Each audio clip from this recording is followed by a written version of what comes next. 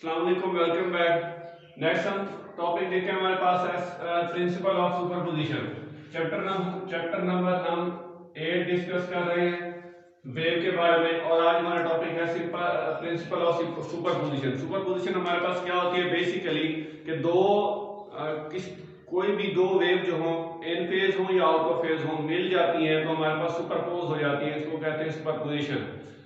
यानी कि it state that whenever two waves are traveling in the same direction superposed on each other, then the total displacement at any point is equal to the sum of their individual displacement at that point। ये हमारे पास क्या है, इसकी definition है। कोई भी दो wave जो है, लेट्स सपोज हमारे पास वेव 1 है, वेव 2 है, ये अब एक ही फेज में इनको अगर इन फेज हो, अगर सुपरपोज हो तो सुपरपोज होके क्या हो जाती है, हमारे पास एड अप हो जाती है। यानी कि ये हमारे पास अगर ये एक वेव है, ये दूसरी वेव है, तो क्या हो जाएंगी, ये एड अप होके हमारे पास तो ये एक वेव बना देगी, सुपरपोज होके बड़ी वेव बना देगी। टोटल डिस्प्लेसमेंट सम हो जाएगा y1 y2 y equal to y1 plus y2। Resultant wave क्या आ जाएगी, सुपरपोज होके उसका एम्पलीट्यूड क्या हो जाएगा, बढ़ जाएगा। टोटल ये हमारे पास क्या आ जाएगी, सुपरपोजिशन आ जाएगी। Which are traveling in same direction in phase, ये हमारे पास क्या है, इन फेज के लिए। क्या है, कंसीडर टू वेव्स, यहां पर हम लिख लेते हैं एक्सप्लेनेशन। एक्सप्लेनेशन में क्या है, consider two wave travelling in same direction superpose each other as shown, ये सुपरपोज हो रही है।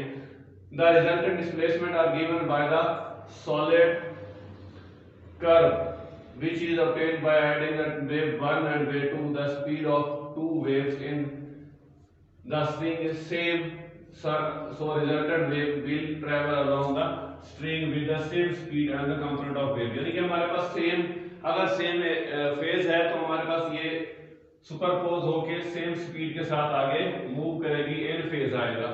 ये हमारे पास क्या है, एक। देन दूसरा हमारे पास प्रिंसिपल है, अगर दोनों वेव जो हैं, एक वेव एक वेव इस फेज में है, सेकंड अपोजिट फेज में है, तो हमारे पास कैसे सुपरपोज होंगी। तो अब इसको सुपरपोज करने के लिए हम क्या लगाएंगे, ऐसे, यानी कि ये एक ये दूसरी, दोनों को ऐड अप करेंगे तो हमारे पास कुछ इस तरह का स्ट्रक्चर बनेगा। अब क्या है, हमारे पास y इक्वल टू 0 आ जाएगा। यू कह सकते हैं हम y equal to y1 minus y2, कट जाएगा तो y इक्वल टू आ जाएगा 0, यानी 0 वेव है। रिजल्टेंट वेव क्या है, 0, यानी जो कि हमारे पास सेम डायरेक्शन में है लेकिन आउट ऑफ फेज है।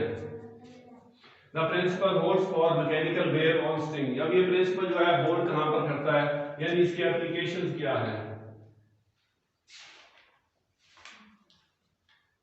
एप्लीकेशंस हमारे पास है, the principle hold for mechanical wave on the spring and liquid surface and for sound wave in gases, liquid and solid. ये हमारे पास स्प्रिंग में भी इस्तेमाल होता है, स्प्रिंग में भी इस्तेमाल होता है, और वेव इन गैसेस, लिक्विड और सॉलिड में भी इस्तेमाल होता है। It holds for all electromagnetic wave, तमाम सारे इलेक्ट्रोमैग्नेटिक वेव को ये क्या करता है, होल्ड करता है। The phenomena of interference, diffraction, beats and stationary wave are consequences of the superposition of wave.